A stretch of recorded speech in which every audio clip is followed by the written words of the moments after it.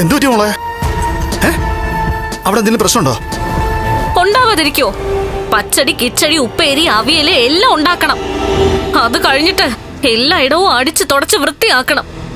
രാജകുമാരിയെ പോലെ വാഴാനായിട്ട് വിട്ട മോളുടെ ഗതിയാ ഈ പറഞ്ഞത്. കേട്ടോടി? മോള് പറഞ്ഞതൊക്കെ കേട്ടപ്പോ നിനക്ക് സന്തോഷായോ? എനിക്ക് സന്തോഷവും ദുഃഖവും ഇല്ല. അച്ഛനും മുത്തശ്ശിയും കൂടെ ഇവളെ വളർത്തി വഷളാക്കിയതാ. ഇവിടുന്ന് പോകുമ്പോ ഒരു ചായ ഇടാൻ പോലും ഇവൾക്ക് അറിയില്ലായിരുന്നു. ഇപ്പൊ അതുകൊണ്ടെന്താ? ചായ മാത്രമല്ല, ഒരു വീടിനകത്ത് എന്തൊക്കെ പണിയുണ്ടോ അതൊക്കെ ഞാൻ ചെയ്യുക. എടി മോഹിനി, നീ ഒന്ന് വിളിച്ചു പറയടി നിന്റെ മോളോട്. എന്റെ മോളോട് ഒരു ഇത്തിരി കരുണ കാണിക്കാൻ. ഞാൻ പറഞ്ഞതുകൊണ്ട് കാര്യമില്ല. കണ്ണൻ ഇവിടുന്ന് പോയപ്പോ തന്നെ നിങ്ങളോട് പറഞ്ഞല്ലോ, കണ്ണന്റെ അച്ഛനെ കൊന്നതിന് നിങ്ങൾ ഒരുപാട് കരയേണ്ടി വരുമെന്ന്. എടാ, നമ്മുടെ കുഞ്ഞിന്റെ കണ്ണെന്നറിഞ്ഞാലേ നമ്മള് കരയത്തുള്ളൂ എന്ന് അവനും അറിയാം, അവന്റെ കെട്ടിയോൾക്കും അറിയാം. എന്നാലും എങ്ങനെയാ അമ്മേ ലക്ഷ്മി കണ്ണന്റെ കെട്ടിയോളായത്?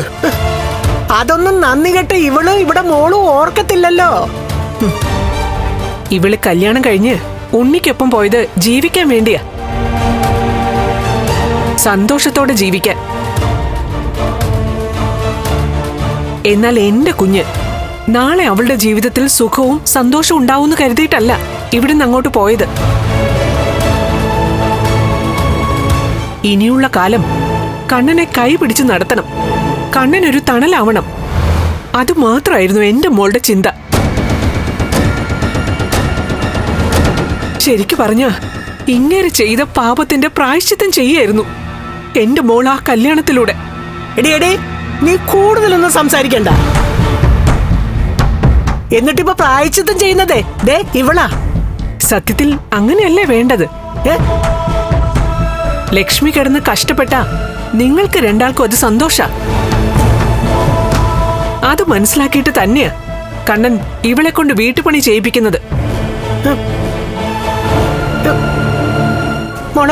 മോളെ ഈ ജോലിയൊക്കെ ചെയ്യുന്നത് കണ്ടിട്ടെ ഉണ്ണിക്കും ദുർഗയ്ക്കും സംശയമൊന്നും ഇല്ലല്ലോ? ഉണ്ട്. അവരെന്നോട് എന്തിനാ അടുക്കള കയറിയെന്നൊക്കെ ചോദിക്കുന്നുണ്ട്. അതില് ഞാനെന്ത് സമാധാനം പറയും? എന്റെ അച്ഛനാണ് ഉണ്ണിയേട്ടന്റെ അച്ഛനെ കൊന്നതെന്ന് എനിക്ക് പറയാൻ പറ്റുമോ? നമുക്കൊരു ദിവസം വരും മോളെ. ഇനി വരത്തില്ല, അത് ഞാൻ ഉറപ്പിച്ചു കഴിഞ്ഞു.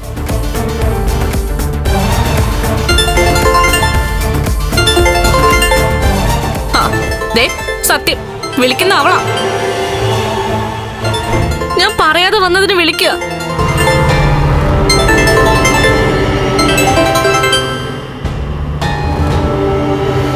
ഹലോ, നീ ആരോട് ചോദിച്ചോണ്ടാടി ഇവിടുന്ന് പോയത്? ഞാൻ നമ്മുടെ വീട്ടിലേക്ക് വന്നതാ. എങ്ങോട്ട് പോയാലും വന്നാലും കൊള്ളാം, അത് എന്നോട് പറഞ്ഞിട്ട് വേണം. ജോലി ചെയ്യാതിരിക്കാൻ വേണ്ടിട്ട് അവിടെ പോയി നിൽക്കാന്ന് നീ കരുതണ്ട. ഇപ്പൊ തന്നെ നീ അവിടുന്ന് പുറപ്പെടണം. അഹങ്കാരം തലയ്ക്ക് പിടിച്ചിട്ട് നീ അവിടെ ഉറച്ചു നിൽക്കുകയാണെങ്കിൽ നിമിഷ നേരത്തിനുള്ളിൽ അവിടെ പോലീസ് എത്തും നിന്റെ അച്ഛനെ തൂക്കിയെടുത്തോണ്ട് പോവാൻ. പിന്നെ അയാളെ ജയിലിൽ പോയി നിനക്ക് കാണേണ്ടി വരും. ശരി, ഞാൻ വന്നോളാം. വെക്ക്.